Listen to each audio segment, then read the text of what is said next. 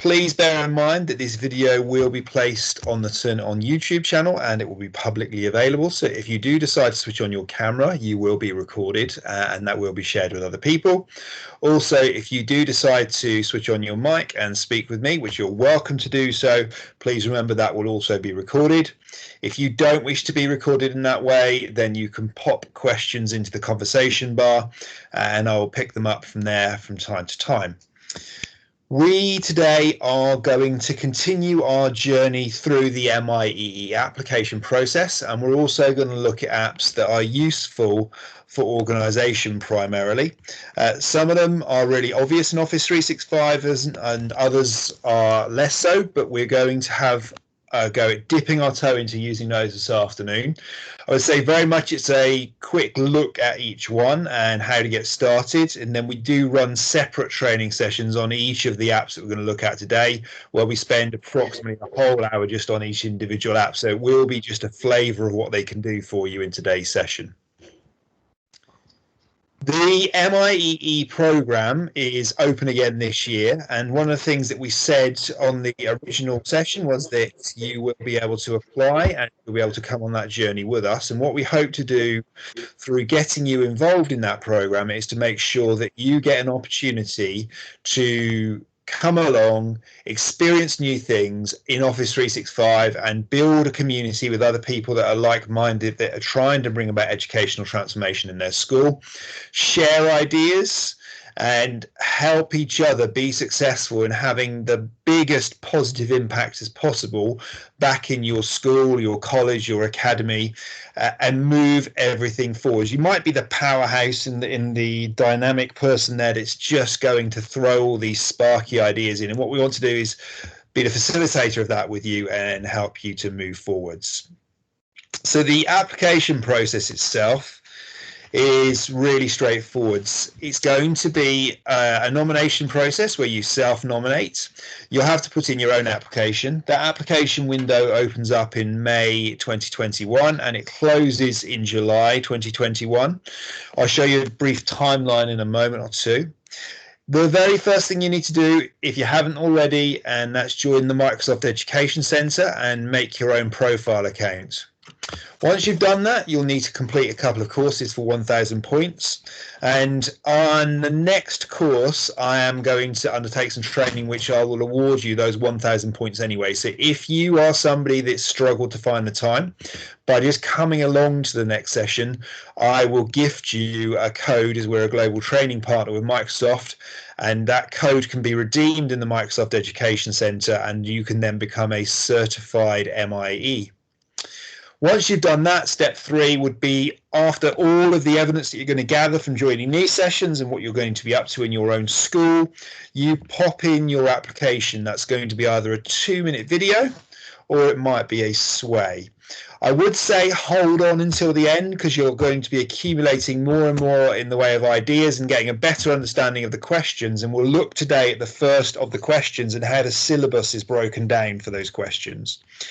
If you're joining us for the first time today, as I know some of you are, and you don't know what the Microsoft Education Center is, it's an amazing resource where you can get individual courses, or you can queue up learning pathways, which is a number of courses all joined together. You can use it for your own professional development. You might be using it for a responsibility you have in your school or college, and that's to improve the use of IT and the impact it has upon the learning of pupils and students, or reducing workloads of staff and so forth. So you go to where those fingers are pointing in the top right hand corner and you either sign in, and next time, as I said, I'll give you a code to redeem, or you can start to have a look at the courses that may be of interest to you. One of the things that I'll do at the end of this session is I will upload the slide deck to the team, and then you can pick up the slide deck from there and you'll be able to click on all of the links I'm showing you now. Once you've got those 1,000 points, you'll have completed step 1 on the left, and you'll be what's called a certified MIE, or Microsoft Innovative Educator, and then you will be on your way to becoming a Microsoft Innovator Educator Expert. And that means that you are going to have to engage with showing Microsoft just how you are forward looking and how you're going to bring about that digital transformation where you work. The aims of our course to support you in doing that is to make your classroom as accessible as possible through technology. It's also to give you the opportunity to create engaging learning and make sure that it's fun and it's enjoyable and that everyone that's in your class with you wants to be in your lessons and most clamour to get through the door. And really importantly, we're all really busy people and we're endlessly getting more and more to do. So we want to use that technology smartly to reduce workloads and make the whole thing better for you and hopefully find smarter ways of working. That's one of the big drivers of today's session and one of the apps we're going to look at. When you put your application in, be it the Sway or the 2-minute video recording, you are going to have 4 questions to answer. Those 4 questions about why you consider yourself to be an MIE, and then you're giving a description of how you're going to use the technologies, also then explaining the impact you're going to have upon learning, and then finally where you want to take everything in the future are the 4 key questions that you need to address. Now this year there's a very clear syllabus set out, and what I will do is I will share the syllabus for each of these questions in each session. It's going to build up over time, so you'll be able to understand how to structure that video recording or how to put sections into your Sway and which areas that Microsoft are really looking for when they review your application. So question 1 itself, we are going to go through the points to consider. So you're going to be at various levels or steps on your journey, a bit like in the UK. We track the progress of pupils and students. So we might say they're emerging, expected, exceeding, and mastery. There's some terms that are generically used in UK schools, but you may have your own from wherever you're joining us around the globe. And what we're going to do here is look at that in terms of where you are in your journey on becoming a Microsoft Innovative Educator and why you consider yourself to be one of those people. So if you are just in the initiating phase at the very beginning, you are going to think, oh, okay, I'd like to be there. I aspire to be one of these MIEEs, and I've got lots of ideas, but I may not have just had the opportunity to do anything with it yet. And I might be coming on the sessions with Martin first, and I might want to see what Turn It On are doing or Microsoft are releasing. And then all of a sudden, you're going to move to the developing stage. And it means that you're going to be communicating, you're going to be collaborating, you're going to be sharing those ideas and resources, and you're going to be very open-minded. You get that growth mindset about what's potentially going to be achieved in your subject. It might be that you head up a department and you work with a group of teachers and you think you can actually bring about some change in that wider audience there. But you're going to show more features of an MIE at that point. The next stage is you're going to go to advancing, and I would imagine everybody's going to get there by the end of the sessions that you're working with us at Turn It On for the MIEE program. You're going to be really resourceful. You're going to be tapping into other people in the MIEE community. You're going to be networking with other schools around you. We've also created the community through this program where you've got the team and you can join with other people that are on this MIEE journey, and do start talking to each other in there. Start sharing those ideas. Start sharing your experiences. What are you finding is really good? What's frustrating you and you could do with a solution to find out how to do it better? Do keep contributing to that community because it will be one of the key aspects to support you in submitting your application.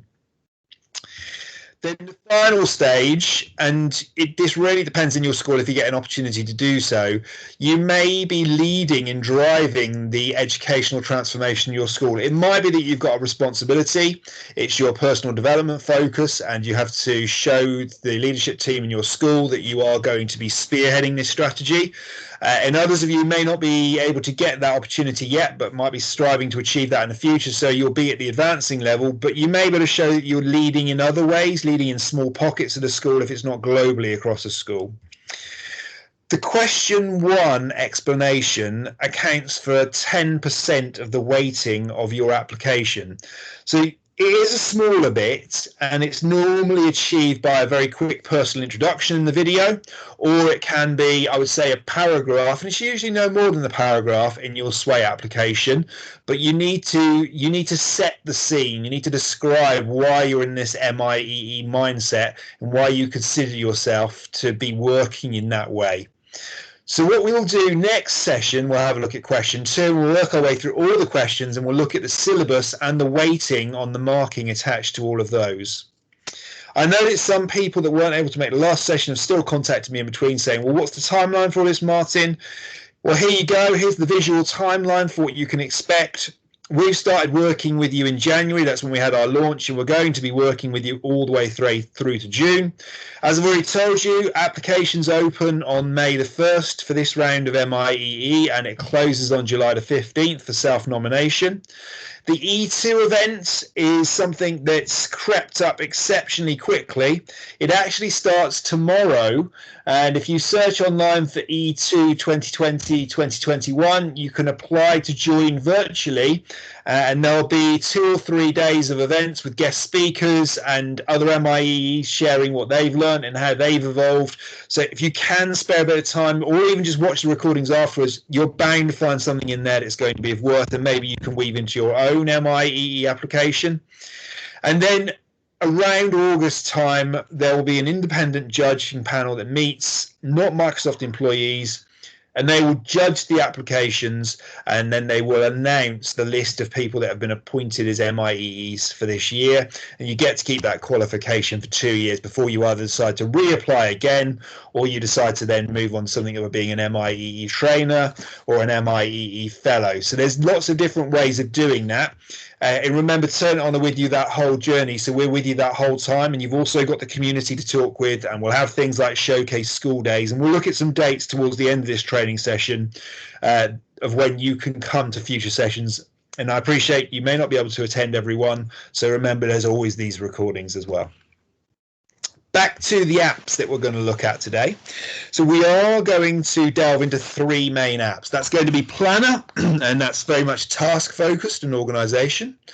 There's also Stream, which you can use for organizing and recording videos, and that does link into Teams as Planner links into Teams, and we've looked at that in the previous session. And then separately, but very much part of the Microsoft family, is Flipgrid. And we'll have a look at how we can use Flipgrid and how that fosters a community student voice. And also it could be used for assessment and feedback from assessment. So we'll begin with Planner. And Planner is very much a projects and tasks app. It's the culmination of what used to be To Do and Planner. They've merged together now, but you can use them to manage projects, whether that's personal projects. You could use that to manage a subject or a department, or you can use it also to manage the wider school or the academy that you're working in. It's very much also a collaborative app, and you'll see how easy it is in a minute to collaborate on tasks together. And you've got accessibility either from within Teams, but pretty much any device, because there's a Planner app that you can download and install on phones, whether they're Apple or Android phones, or you can also use Windows laptops, Apple Macs, Chromebooks, because it will run out of the browser, although some of those platforms have a dedicated Planner app to install as well. So without any further delay, I'm going to swap across and go over to the Planner app itself, and we'll have a look at how that actually works. I'm just going to swap screens. Has anybody got any questions so far about the MIEE application or anything like that while I swap over?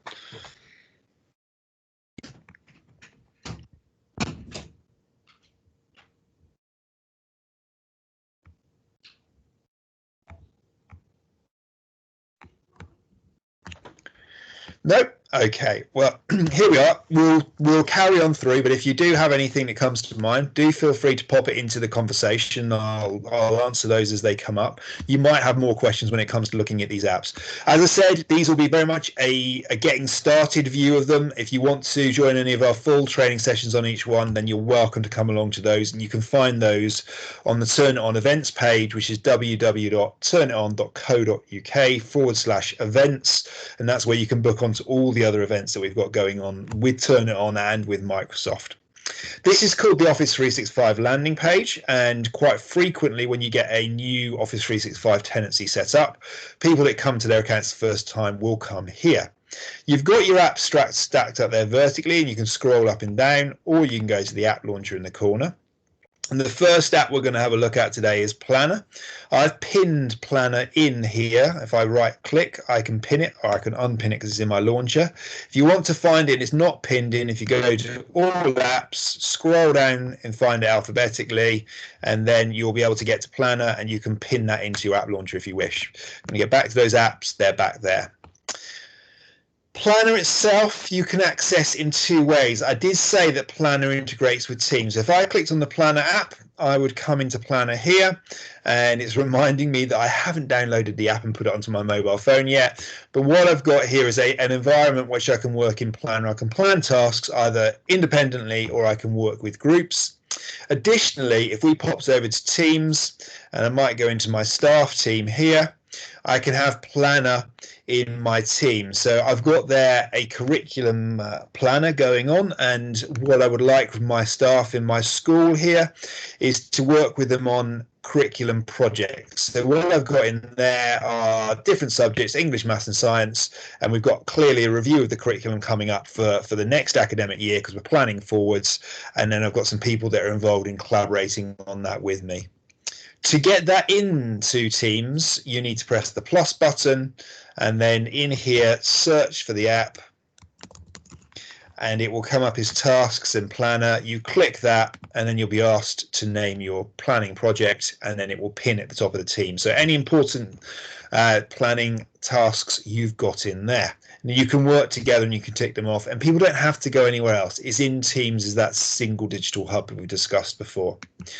But I'm going to go back over to the Planner app, which both of these, when you do things in Teams or in the Planner app, they mirror and they appear in each other platform. So it doesn't really matter too much, but you might not have every single planner task in Teams. It might be a specific area. So I've got curriculum there, and I might have another plan there called administration, and I can add another plan by pressing the plus button. I give it a title. I decide whether it's going to be public and open to everybody in my Office 365 organization or the school, or I can have it private. And then down here, I could also give it a group description if I think people are going to require some clarification. So I did that to create curriculum, and I also did it again to create administration. You can tag things as favorites if you wish by clicking a star there, and then they will appear in your favorites list up there. These are recent planners, but I could get all of them by clicking on the All tab there. So this is really where you come at the beginning, and they are the planners I've got available to me, but in there I'll have tasks that are assigned to me. So if I click on the tasks, I will see things that are there for me to do, and I've quite clearly got a couple of tasks to get on with, and we'll have a look at where they sit. The curriculum planner, which is there in Teams, is also over here. I'm going to go to recent ones, and it's absolutely mirrored as it's laid out. There's the subjects, these are the tasks. So here, English, maths and science are what's called buckets, and you organize your buckets however you would like. So in the context of curriculum, I've named my buckets as subjects.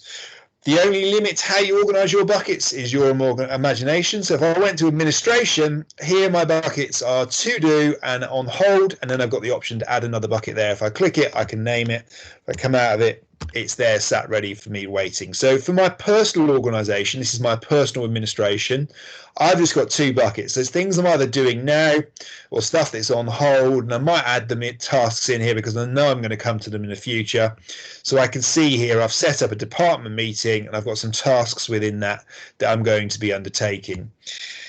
Now, you can organize these whichever way you see fit, and you're going to have a purpose. Usually it's around your personal organization first, but then you start thinking, oh, this would work for colleagues I work with or other projects I've got going on in school.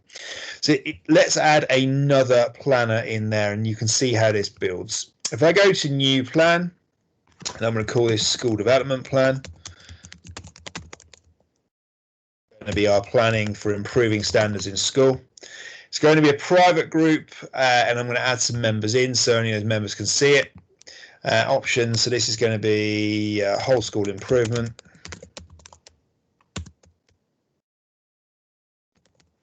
So this is probably going to involve leadership teams in the school. I'm going to create that plan. It's quite quick to get that done, and then all of a sudden I'll see it over here on the side of my others. I'm instantly dropped into the school development plan tab there, and the first thing I get prompted to do is add a task. So I'm going to add my task in, and my task might be, should we have a look in there? Let's see what we could have. Let's have that we're going to use digital transformation, so technology digital transformation.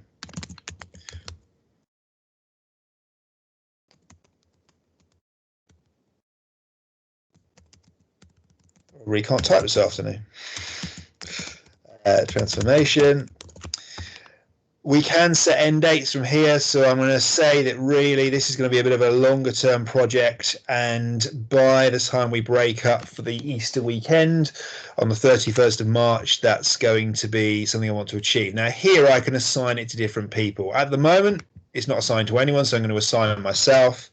I'm also going to assign it to the head teacher for my school, and at that point, because I set this up as a private group, he's going to warn me that it's a private group and do I want to allow those people to come in. So yes, I do assign an ad, and I'm also going to bring in Deborah, and she is one of the members of the leadership team in the school. I'm going to add her in as well.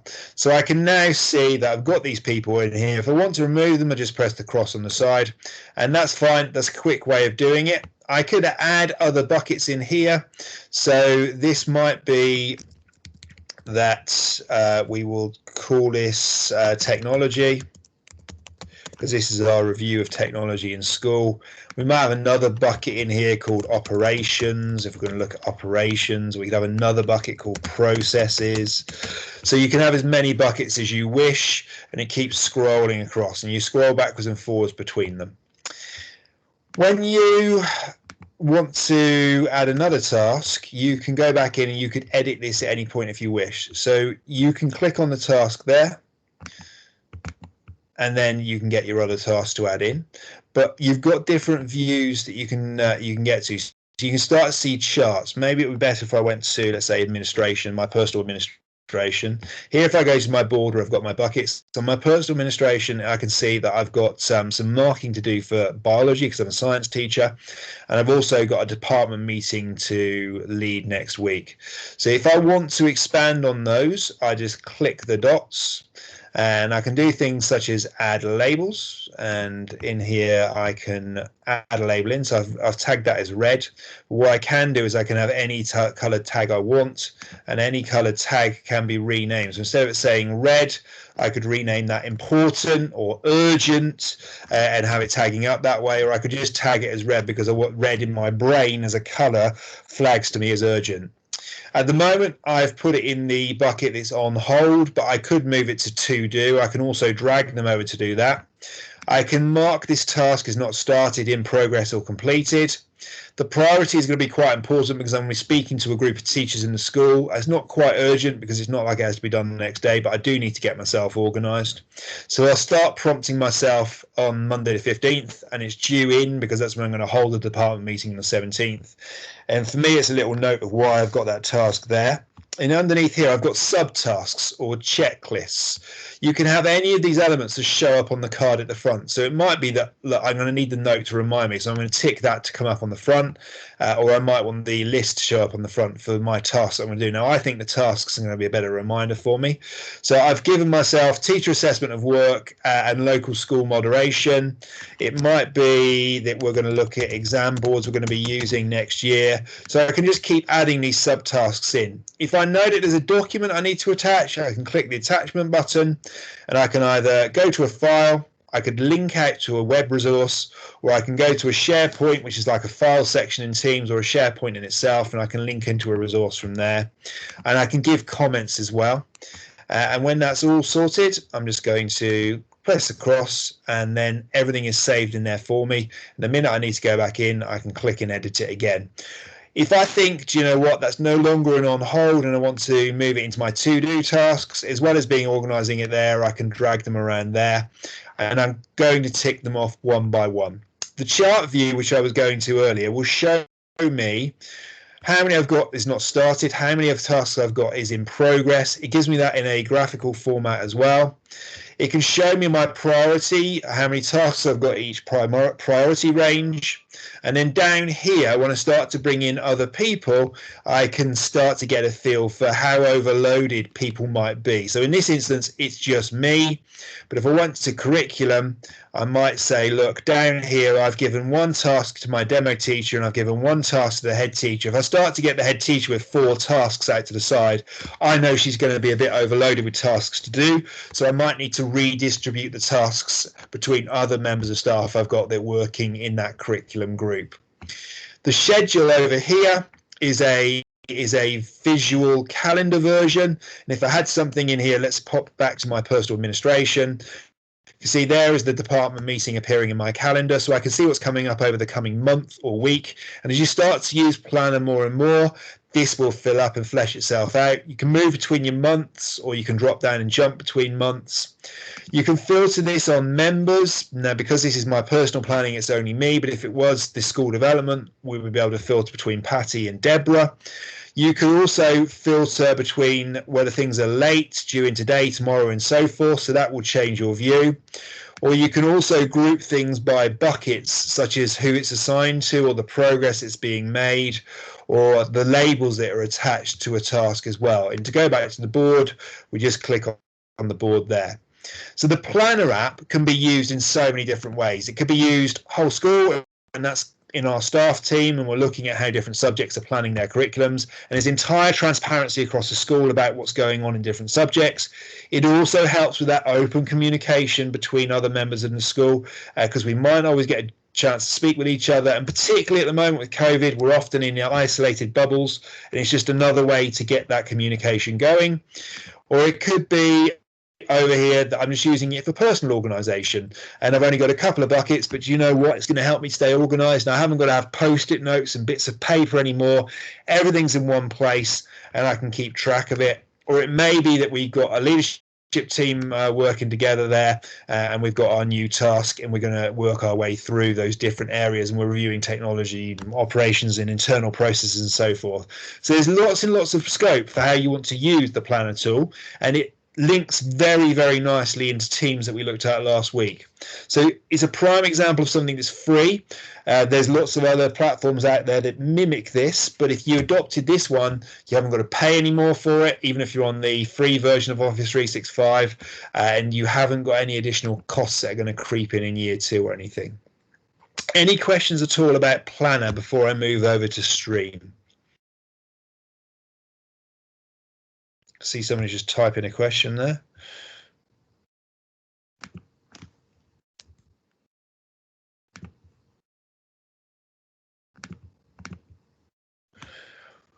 So can you use it with the children? Yes, you can, absolutely. So I have successfully used it with secondary students. I haven't tried it in primary, but there's no reason why some of the older primary school pupils couldn't use it to organise themselves, particularly in the final year of primary, if you're in a middle school. Yeah, it's a great tool for that. So I have shown it to secondary students, particularly when in the UK I've been working with GCSE students in year 10 and 11. Things are getting quite hectic. So I've shown them the Planner tool, and some of them have really loved it, and they've got it on their phone, they've got it on Office 365. So when they update things, when they're working on in the IT suite, for instance, instantly then syncs to their phone, and they can keep track of what they've got to do.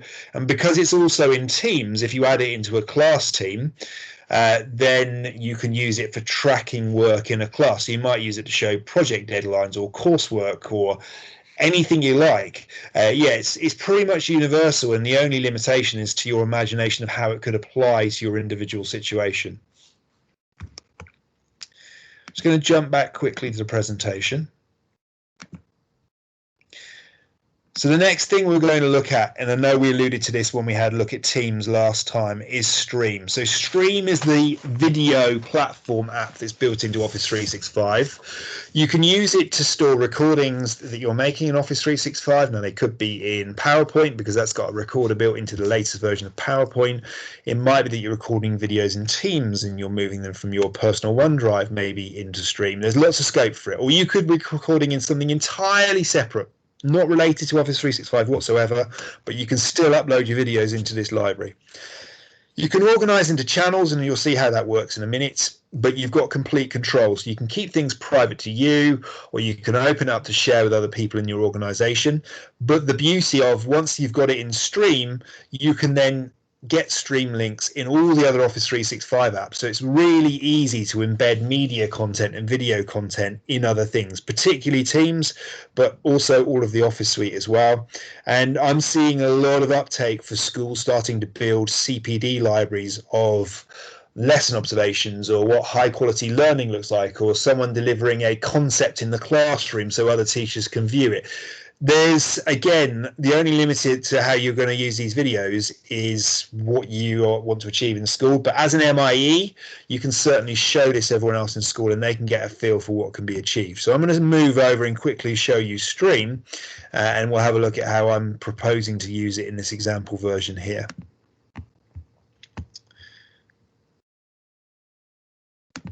Let's jump back in and we'll see Planner first of all. So if I move out of Planner and across the Stream, I'll show you how to get there initially.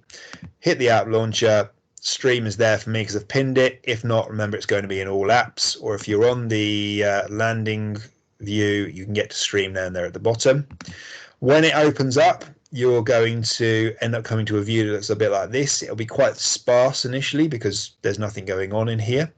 So home is always the button to press if you get hopelessly lost, and you can see a video of me there that I've recorded earlier, and that's for a video that I've got ready to show you. You can discover content from other people in your school, so you can discover other people's videos as long as they haven't made it private to them.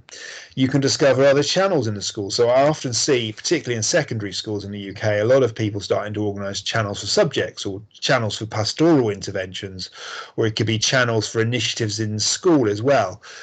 Sometimes people get really, really ingrained in this and they start to have their own channel. So you might get a teacher that has a channel in school, or you might have groups and you could be doing an after school club or something like that. And there might be a group channel for that. So there's lots of ways that you can organize your videos. Here's where you can get to your personal content. So I can go to here and I will see any videos that I've got recorded. So I've got one in here, and this is about introduction to the CPD area that we're going to create.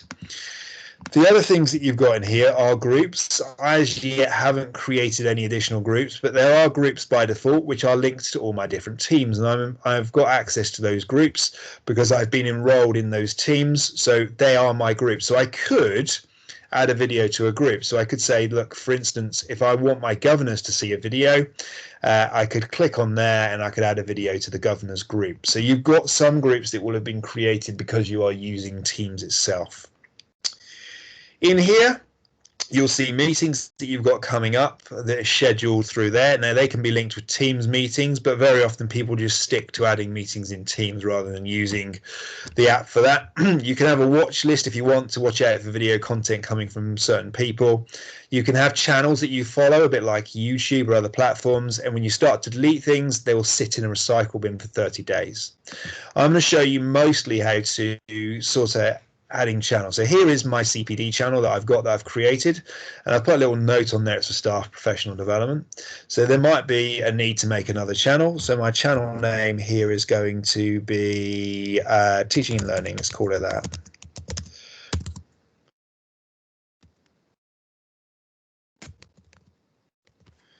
And this is about sharing good practice. We are going to make this channel, it's called company wide, but it means organization wide. If you want it to be a group channel, you can decide what group you're going to add it to, and that's usually then relating to the groups in Teams.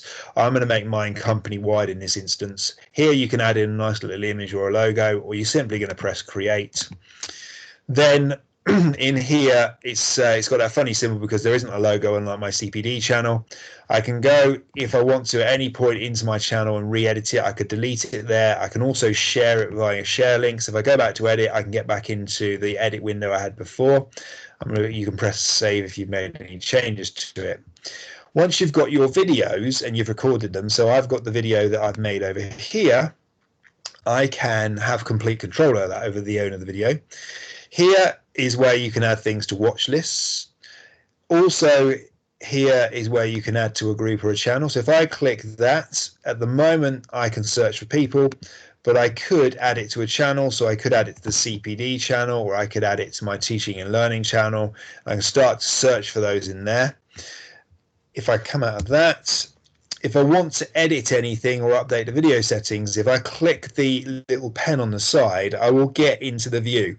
So here is the default video language, and it will host in different languages as well. So you've already got that, and it helps with subtitles. By default, I can see that I am the owner of this, but if I wanted to share with other people, so maybe I want to make my video available to Deborah, and search for Deborah. There's Deborah there, and it will add Deborah in. So now if Deborah searches for the video about CPD introduction, she will find it. Previously, she wouldn't have, because she hasn't been given permission.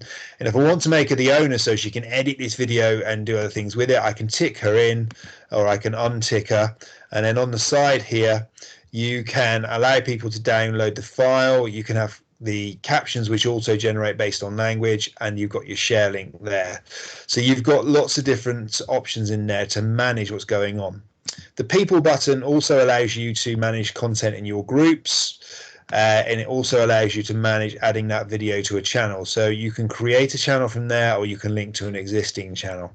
And if you want to allow everybody in your company to find this video, you just tick that, and at the end you press apply, and then that will save it, and then it brings me back into my video, and you will see my video there.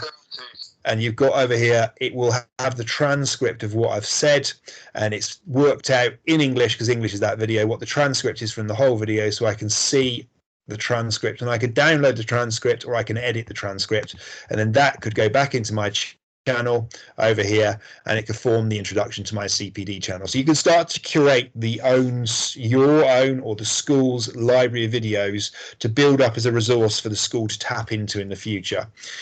Where that comes into paying off is if you've got, for instance, if I went to the general channel and I go to posts, if I wanted to start a new conversation, and then I go to, for instance, down here, the stream, I can go to search for stream CPD, and it will then, or it should, so in a funny 5 minutes, come up with a stream video, and I can insert it from there. So you can pick up your content and you can upload videos in, and it will start to come in. The reason that isn't showing actually is because I've made that video private to me, and I haven't made it available to everyone in the organization. So that's why it's not coming up in that list there. But that's where you would pick things up and integrate them from. And it's up to you as to how you then build your channels, your groups, your videos, and you curate your environment for your school, or for you personally. It might be just for you use it in your department. If you're in a secondary school, it might be just it's used for science, and all you're doing is capturing a library of science experiments because you want the students to be able to go and watch those. Or maybe you're going to share them in a lesson because you've still got some students that are at home and it's a hybrid learning scenario. So you've got some that are with you in the classroom, in the lab, and you've got others that are still at home, and they can watch the video of it if they can't see what's going on in front of you in the lab. So there's loads and loads of different ways you can use Stream and bring the content in. Before we move on from Stream to Flipgrid, which is the third and final app this afternoon, are there any questions at all on Stream or how to use Stream?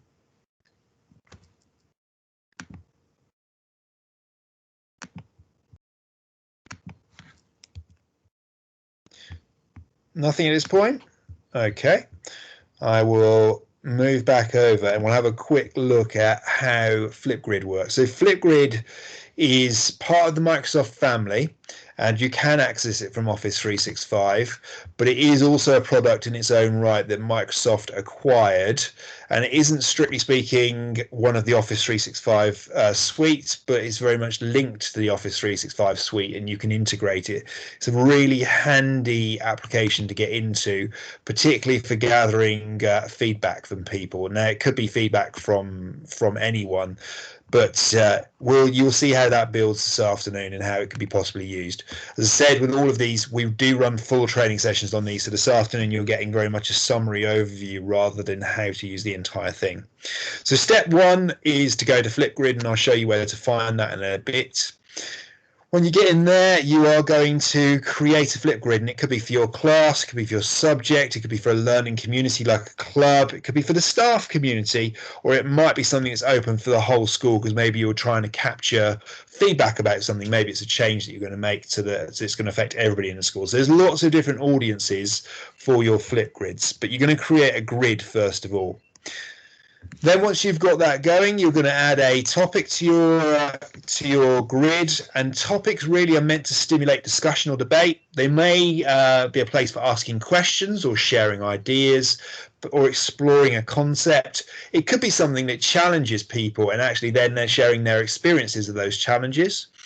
It could also be a way to celebrate. So people leave feedback and videos because they're showing how pleased they are with something they've done, or they're really glad about something else that somebody's done for them. Or it could be that you just want to ignite some sort of conversation or discussion in the community. So there's loads of different ways that you can add these topics in the grids. And I'll show you how this whole thing stacks up in just a little bit. Once you've got that going, step 3, you need to decide how people are going to be able to contribute and add to the content in your topic. And I'll briefly walk you through how to control that and whether it's going to be private or public. But what Flipgrid easily allows you to do is share your grid, and that isn't limited to just Microsoft products. It will also share in other platforms, websites, even goes into Google Classroom, some of you might be surprised to hear. And it allows you then to use this, as I said, a standalone app. It sits in the Microsoft fold, but it's not strictly part of the Office 365 suite, although it firmly links to it. It does link to other platforms as well. And then it's really getting people to make their responses. You can do it from pretty much any platform: Chromebook, tablet, mobile phone, computer, Apple, Mac, iPad, whatever it is. Flipgrid can be accessed from all of them. It's got a lot of dedicated apps as well as being able to get to it from the web browser. So you'll then start to get the contributors to upload their videos or leave their comments, and it will build so your topic fleshes out and you can then celebrate that. The first thing you'll need to do is sign up to Flipgrid, and that can be done with either your Office 365 account from school, or you can do that with a private account, and you start to build it up using the process and the steps that we've just spoken through. Let me just jump out of here and we can go and have a look at a real life example, and I'll show you how that picture builds and how that then can allow you to capture that feedback or get that community contribution. So just going to move over screens.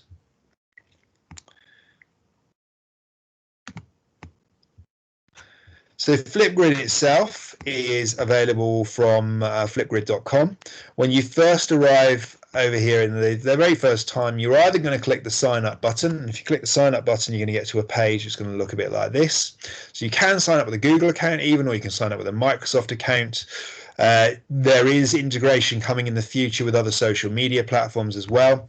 But if you've got an account, all you do is you click the login button up there in the corner, and then it will ask you in a very similar way to log in with the account that you're using. Or if you're being invited to a Flipgrid, you can generate these things called join codes, and that's where you would enter the join code so that people that don't have an account can still get access and they can jump in and they can make contributions. So there's loads and loads of different ways to do that. It's just up to you how you want to use it. Once you are logged in, you will get a slightly different view. So I'm just going to swap windows again and move over to another window.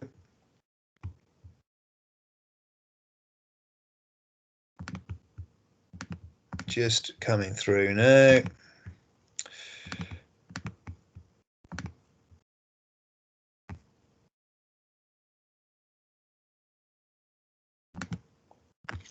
So once you're logged in, it will look a bit like this instead. You won't instantly get your groups and topics, which are your grids, straight away. You will end up with a blank one and it asks you whether you want to create a group. So down here, I've got some groups that I've used previously, and you can see underneath there, it's a private group, so it's not publicly available on the Flipgrid community.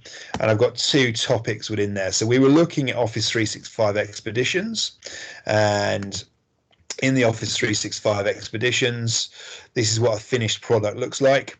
There's my join code to share with people that you could use to log in.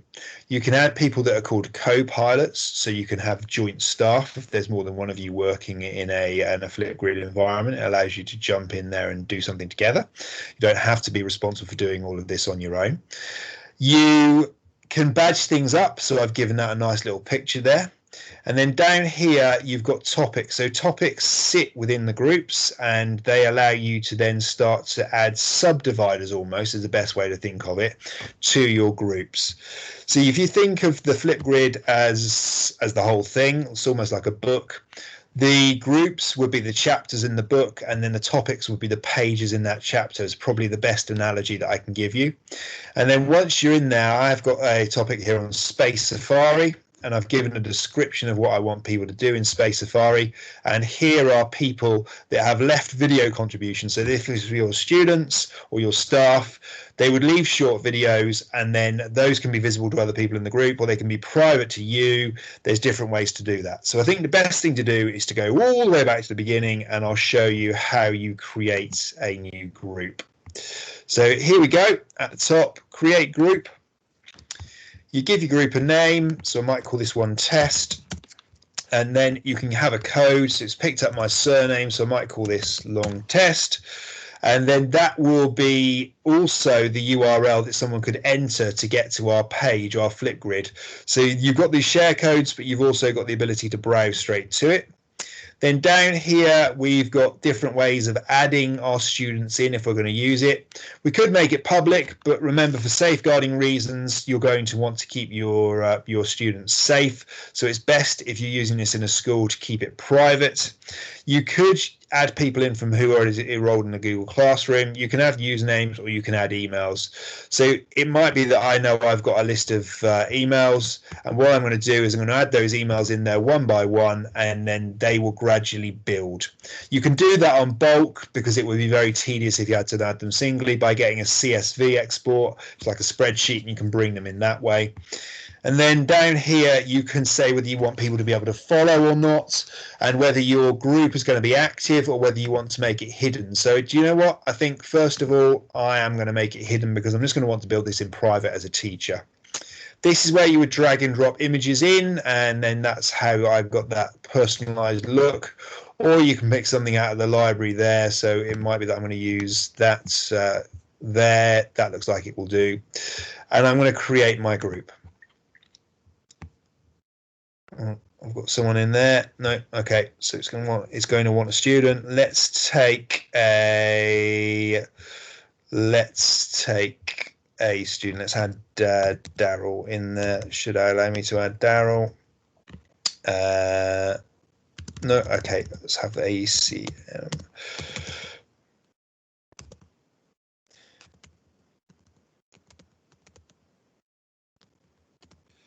So we've now got a person added in there as our student, and it requires one, otherwise it's going to have a bit of a hissy fit, and we're going to press create, and now that will add it in. So there's my code that I can share with people. I can copy it. You could also get QR codes. So what I readily do if I'm in school is get those QR codes around the classroom, particularly if I've got camera enabled devices, and then students can scan that. So instead of having to enter a code or do anything text based, they simply hold the camera up in front, they scan it, and up and in front of them comes the Flipgrid, the group and the topic that's relevant to them, and away they go. So there's no interruption to the lesson flow. I can download that and get that as an A4 sheet. I could send it straight to Teams. I could share it out as a embedded code to go on a website. You might want people at home to scan these if you were getting parent surveys, or you wanted parents to leave feedback. You could also share it to Google Classroom from there. You can share it out to Remind, or you can also get out to Twitter. So there's lots of ways to share your Flipgrid. Now I've got it here and ready. I can choose my actions. So this is where I can do things like add co-pilots. If I'm creating this as a template and I don't want to reinvent the wheel every time, I can duplicate from there. I can also export my data and get it out. And more importantly, if I want to get rid of this group for some reason, I can delete it there. If I ever need to go back in and edit my group, I press the edit pencil button, I get back into where I was previously, and away I go. And then at the bottom there, I just set update group, and it will lock in my choices. So I've got my group created inside of my Flipgrid. By default, it gives you a suggested topic, the hello I am, but I want to create my own topic. So this is how I almost add pages to this chapter. You give your topic a title and you enter your discussion prompt. You can add in media from pretty much anywhere. So if you were using Kahoot for questions, you could add in a Kahoot question. You can upload videos from YouTube as a stimulus. You could also say whether you want to allow people to come in with a guest password. If you've got students or pupils involved, for safeguarding reasons, I wouldn't recommend that. But if you're dealing with adults, it might be that you allow a guest password for entry. You can have moderation of topic contents. If you don't want to release the contributions straight away and you want to review them before they get released for viewing by the pupils or students, you can enable the moderation tool there. Here's where you can say, look, I want video and text comments available, or as a video comments only, or text comments only, or none whatsoever. Here is where you can use closed captions, so you can have languages from different countries. I'm going to choose English. The other option here is the recording length of the video that people are going to contribute to. So I'm going to say 1.5 minutes is quite long. And if you've got a slow broadband connection and you're dealing with students at home, normally I find anything above a minute can even cause problems uploading on some very slow connections. And then I could press create topic, or hidden over here on the side, I've got more options. And if I go to more options, I then can create a link for attachments. Down here, I can have status of the topic, the group's hidden, the topic could be active, it could be frozen, so nothing else can happen with it, but other people can view it, or it could be hidden entirely as a topic until I've created it. It's available from now and it never ends, or I can have an end date on it if I wish. I can have notifications, so I'm aware of new contributions, or I can turn those off. I can allow followers of the topic, just like I've got followers of the group, or I can turn that off, and I'm going to leave that off as I'm intending to have students come and join me in here. And then I've got control over whether I want things like sticky notes to be added, or I can have the view counter at the bottom, or whether I want to allow people to edit their videos, or simply they're stuck with what they record and they can't edit it. I can also control whether I want people to download content, and I don't want people to download content because there's going to be videos of students in here. And then I can have feedback at the end, and the feedback can be basic, or I can customize it and I can add in my criteria for feedback if I've got time to do so, or I can simply select the basic and it's going to be ideas and performance. If I want this to be a default for everything I'm going to apply to all my topics, I can save it there, or I'll simply go and create my topic. And if I created my title, let's create it as test, my prompt, and I'll say test topic. And that should allow me to create it. If I go back down to create topic. And then just like before with the group, I can share whichever way I want, or I'm all set and I'm going to go back to it. And then now I'm inside my test group. We've got things like Immersive Reader available. You can create share links from there. You can badge up your topics. And then as I showed you at the beginning, once you get your responses, they'll start to stack up here as short videos. If I want to get back to my group level, here's my group. It's called test. I probably should have called it something else. Here's my topic, also confusingly called test, but that's where I can see the number of responses. But out here, I could toggle it to frozen, hidden, and active. Got my share links, I've got my actions, and I've also got my edit tool as well. If I go back to home at Flipgrid, if I went to the expeditions, I could always go back in here, and if I've got people making those responses, that's where I could go in and I could review maybe independently, and I could decide if it was releasing, whether I was going to get released to everyone or whether I was going to freeze that and actually then go back and have a discussion with Steph and say, look, what you said wasn't entirely appropriate, but if you re-record it, I'll happily release it for the group to see. It's good for formative feedback. It's good for summative feedback. It's great for community collection of ideas. It's good for just gauging the feel of something if you're proposing a change or it's going to be an emotive subject. It's very much contained, and you can have people viewing each other's videos, or they can be stopped from viewing each other's videos, so only you as administrator can view each other's, but it sort of defeats the purpose of Flipgrid.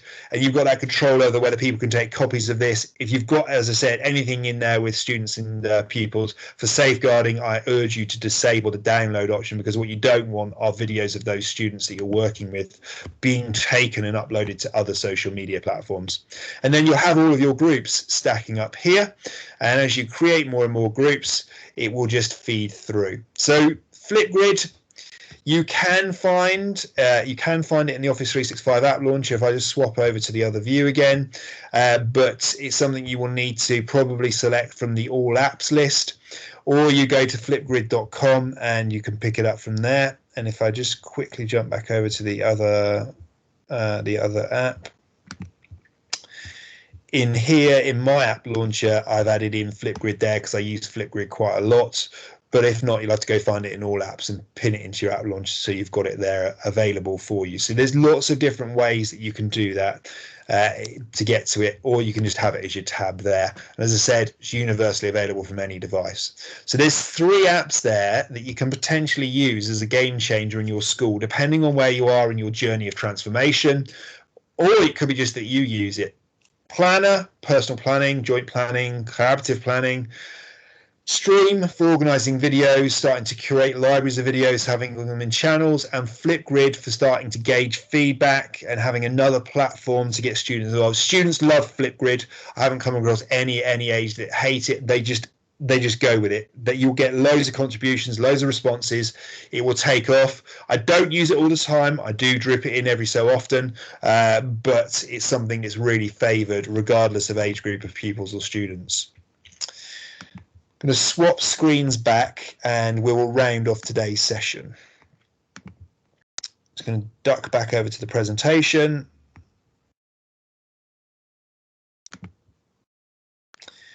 So in here now, we are thinking about Flipgrid as a discovery library.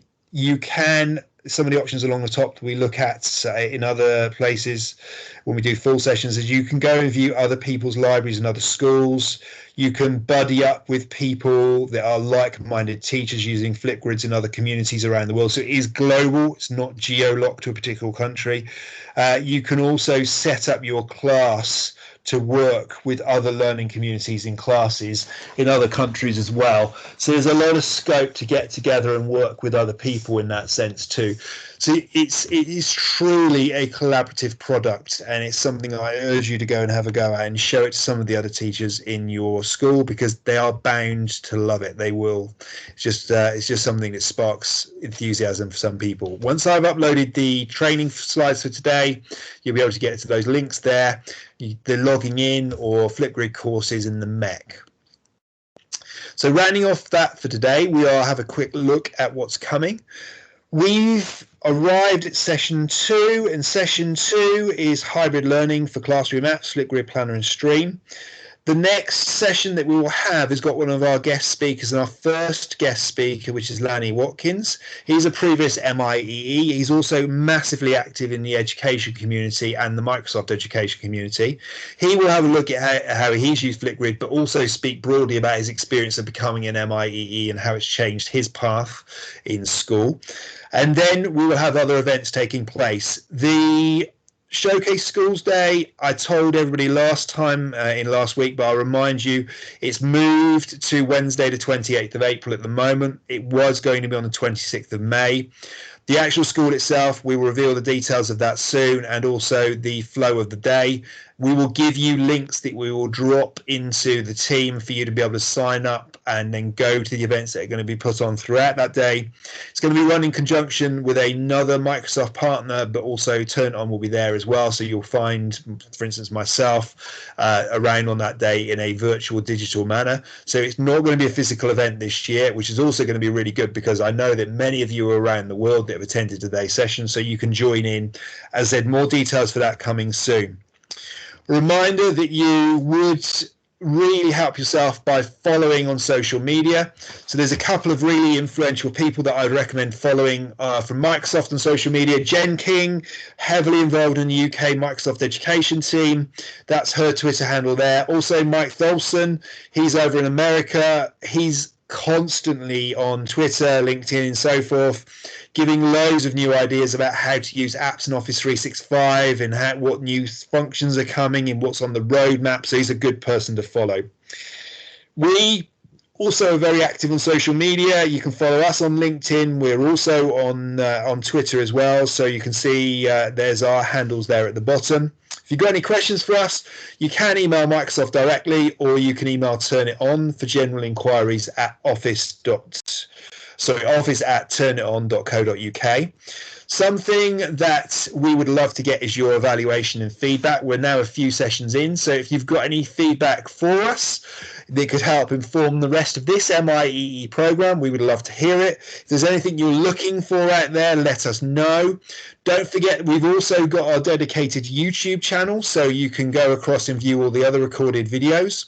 Tiana, that's here with us this afternoon from Turn It On, will be dropping the links for all these things into the chat. She's doing that now, so you'll be able to get all the links for those. The feedback probably will take you, I reckon, 1 or 2 minutes. It's a couple of questions, but it helps us greatly and also help future people coming to these training sessions. So please, if you can spare a couple of minutes to do that before you leave, we would really appreciate that. Turn On itself works predominantly in the UK, but we've got lots of different services. We can offer training in any aspects of Microsoft 365. That's Windows as well as Office 365 itself. We can put together bespoke CPD programs. We regularly provide consultancy for how to adopt the cloud and move to the cloud or roll out projects. We've got an entire project management team. We deliver technical support in the UK. We've also got management information system support, and we support most of the major MIS systems in the UK, Arbor and SIMS and so forth.